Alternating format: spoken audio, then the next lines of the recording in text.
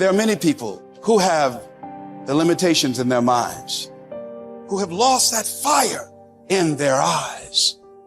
Most people, ladies and gentlemen, go to their graves living a life far below their potential.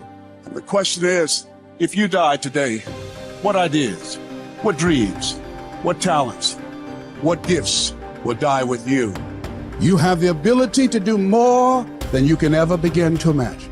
It's what you create. It's the habit of what you put in your head. See, someone can tell you your whole life you're a piece of crap, and part of you goes, you're full of it, I'm gonna show you. Lots of people have done that. They never bought it. Or someone tell you you're beautiful your whole life, you go, I'm not really beautiful. So what people tell you doesn't matter at all. It's what you stack. It's what you assemble. You need to believe and know that you're one decision, one relationship, one meeting, one book, one thought, one something away from a completely different life. It's an effort play. If you don't have self-confidence, you've never kept the promises you make to yourself. Check that box. If you have self-confidence, you've started to keep the promises you make to yourself. So if I'm gonna get up and I'm gonna work out, I'm gonna do 10 reps in the gym, I do one more. If I'm gonna do 45 minutes on the treadmill, I do one more. If I wanna make 10 contacts in a day, I do that and one more. There's a lot of times where I don't know how I'm gonna move forward, but I ask myself one question: can you take another step? And that answer is always yes. You're passing through that keyhole. But if you pass through it, then something massive opens up on the other side. And it is definitely the case that disciplinary institutions, universities, are exactly that, is they're places of guidance, and they're places to encourage people to develop the discipline that's necessary to see beyond the discipline. I mean, that's why we have disciplines, right? I mean, the words aren't there by accident. And once that discipline was established, then the disciplined mind could explode in every direction, which is precisely what happened. And that's the thing about growing up, is that when you're a teenager and a young adult, you have to sacrifice everything you could have been as a child to be the one thing that you're aiming at. But then that opens up, and the universities are part and parcel of that process. Change is automatic, but progress is not. Start today, right now. What do I really want in depth? What are the rituals that will get me there? And then get yourself to start a few of those actions and lock them in place. If you make the changes in yourself, you're going to be proud, and no amount of money or accolades from other people can mirror the feeling of being proud of knowing you've taken back control of your life. Everything in life is always changing. We don't have to work on change.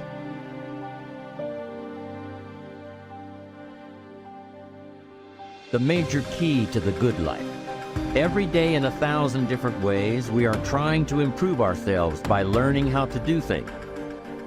We spend a lifetime gathering knowledge in classrooms, in textbooks, in experiences.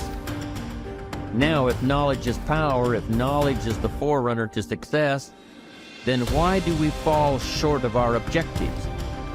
Why, in spite of all our knowledge and in spite of our collective experiences, do we find ourselves aimlessly wandering, settling for a life of existence rather than a life of substance?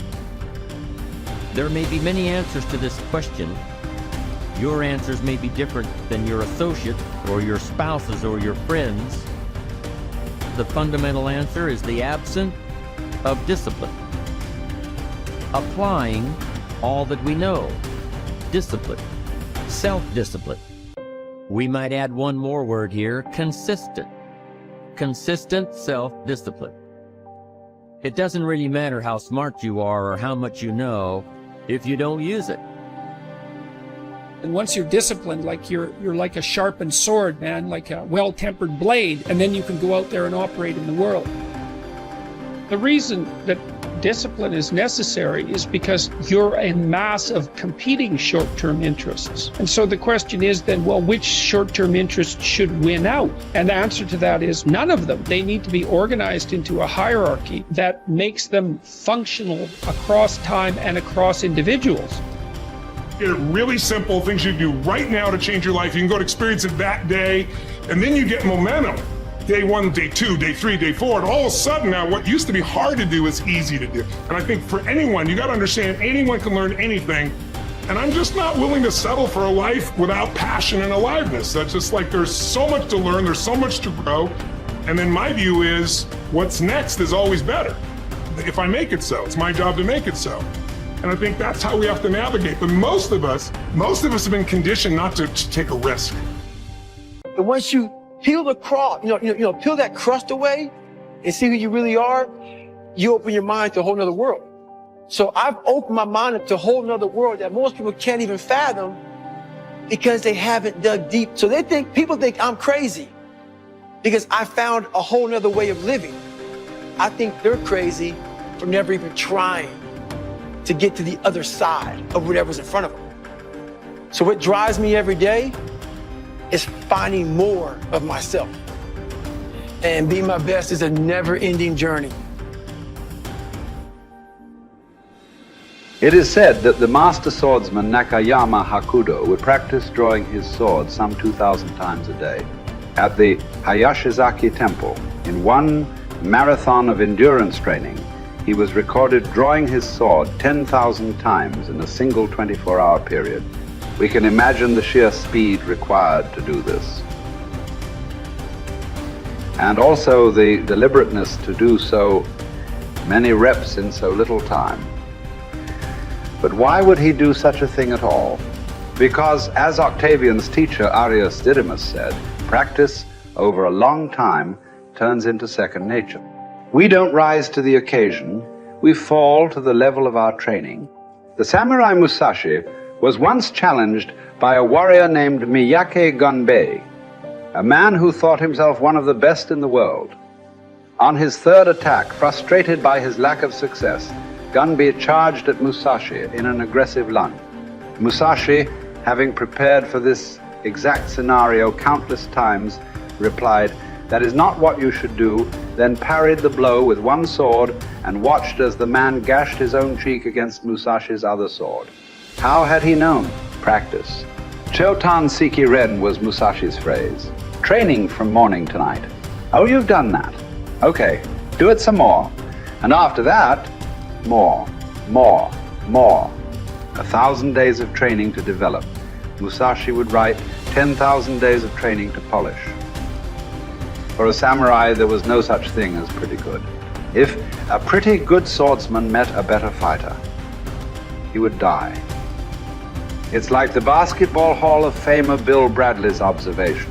When you are not practicing, refining, working, somewhere someone else is, and when you meet them, they will beat you or kill you. Gunbei was lucky enough to learn this lesson and live to tell about it.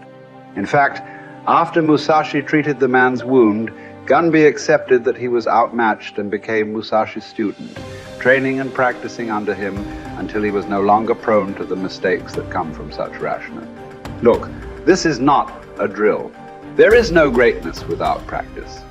Lots of practice, repetitive practice, exhausting, bone-crunching, soul-crushing practice.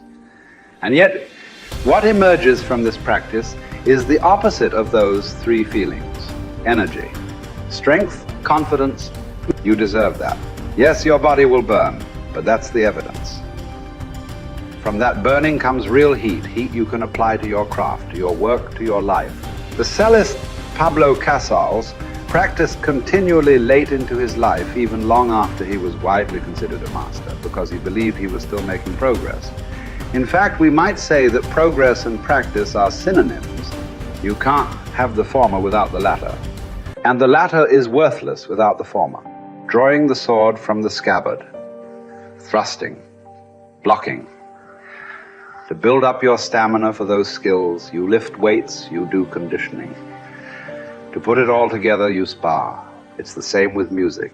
You can jam with other talented musicians. You can put all those sessions together to learn new songs.